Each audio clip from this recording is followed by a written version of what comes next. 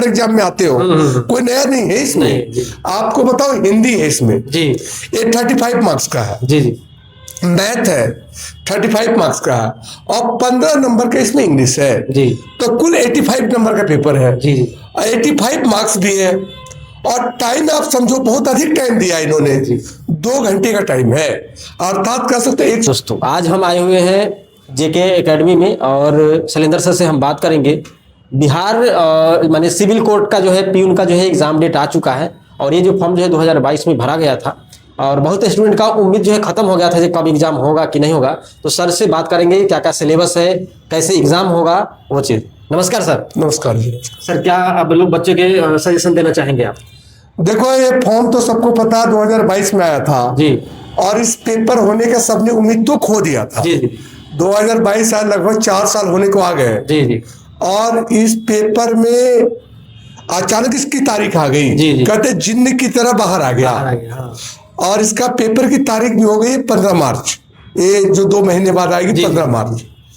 तो इसमें ये तो निश्चित है कि 50% लड़के तो पढ़ाई से दूर हट गए होंगे जी जी। कब आएगा नहीं, और कब आएगा नहीं आएगा। और बिहार में बहुत सारी ऐसी वैकेंसी हो चुकी है जिसका फॉर्म भरा चुका, लेकिन आज तक पता नहीं चला 2016 के कुछ फॉर्म थे जो आज तक नहीं पता चला, लेकिन इसका फॉर्म के डेट आ गए, एग्जाम के डेट आ गए, बहुत खुशी की बात है। तो जो बच्चे तैयारी कर रहे हैं, ये सिलेबस भी उसका वही है जो आप तैयारी करते हो, हर एग्जाम में आते हो, कोई नया नहीं है इसमें। आपको बताओ, हिंदी है इसमें जी, ये 35 मार्क्स का है जी जी। मैथ है 35 मार्क्स का है, और 15 नंबर का इसमें इंग्लिश है जी। तो कुल 85 नंबर का पेपर है जी जी। 85 मार्क्स भी है, और टाइम आप समझो बहुत अधिक टाइम दिया इन्होंने, 2 घंटे का टाइम है, अर्थात कह सकते 120 मिनट है, 85 क्वेश्चन है। और बच्चों के लिए सबसे अच्छी बात है कि ऑफलाइन पेपर है जी, क्योंकि अभी प्रेजेंट में देख लो ऑफलाइन पेपर की संख्या बहुत कम है जी। जो भी पेपर हो रहा ऑनलाइन हो रहा। तो इस बार ऑफलाइन करके अचानक पेपर ले रहा, और बहुत दिन बाद ले रहा, तो जाहिर सी बात है सरकार के अंदर ये मनसा जागी होगी कि हम जल्दी से जल्दी सिलेक्शन करें, तो इसका रिजल्ट भी जल्दी आएगा, और ज्वाइनिंग भी मेरे ख्याल से 26 के अंदर ही हो जाएगा। तो इसलिए जो बच्चे तैयारी कर रहे हैं, हम करें, हिंदी तो आपका खुद का सब्जेक्ट है जी जी, हिंदी मेहनत करने की बात है। मैथ है, जैसे बिहार के बैकग्राउंड के बच्चों के बारे में बता दूं मैं, उनका मैथ ठीक होता है, मैथ बढ़िया है, लेकिन उनका नेगेटिव पॉइंट क्या है? इंग्लिश। हाँ। लेकिन इंग्लिश में सबसे अच्छी बात है कि इंग्लिश 15 नंबर की तो है, 15 नंबर ही लाना है मुझे। और कोई भी पेपर आप दे लो, चाहे छोटे पेपर दो चाहे बड़े पेपर दो, 70% बहुत होता है जी जी। 70% पे 95% सिलेक्शन के चांस होते हैं 70% पे। तो 85 का 70% लेते हो आप, तो 80 का अगर 70 पे 56 हाँ, 2 58 59, 85 पे 60 नंबर लाने हैं।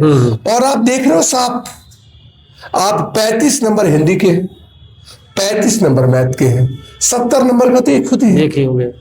अगर 2 ही कंप्लीट कर दिया, क्योंकि पेपर वाइज पास करना तो कंपलसरी है नहीं, आपको ओवरऑल मेरिट बनना है जी जी। तो इस तरह से मतलब जो लड़के, ऐसा नहीं है कि इंग्लिश बैकग्राउंड कमजोर है तो उनका सिलेक्शन नहीं होगा, ऐसी कोई बात नहीं है। तो बच्चे तैयारी करें, खूब बढ़िया करें, और अचानक जिन्न आया है तो हो सके किसी के घर में बढ़िया कहते हैं देसी घी के दिए जल जाए, क्योंकि सरकारी नौकरी आप समझ सकते हो सरकारी कि एक बहुत बड़ी मतलब अचीवमेंट है, और सरकारी पद पर होना सभी का एक सपना होता है।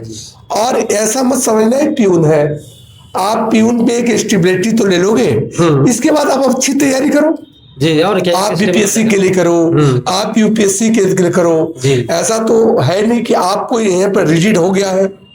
तो आप इसको अपने मतलब कहते हैं कि विदाउट लीव ले सकते हो, मतलब विदाउट पेमेंट लीव भी ले सकते हो। एजुकेशन के पॉइंट ऑफ व्यू से सरकार में हर चीज का प्रोविजन है, तो इसकी तैयारी कीजिए, एक बहुत अच्छी स्टेबिलिटी मिलेगी, और इससे जो ऊंची उड़ान बढ़ना चाहते हैं उसको एक बेस मिल जाएगा।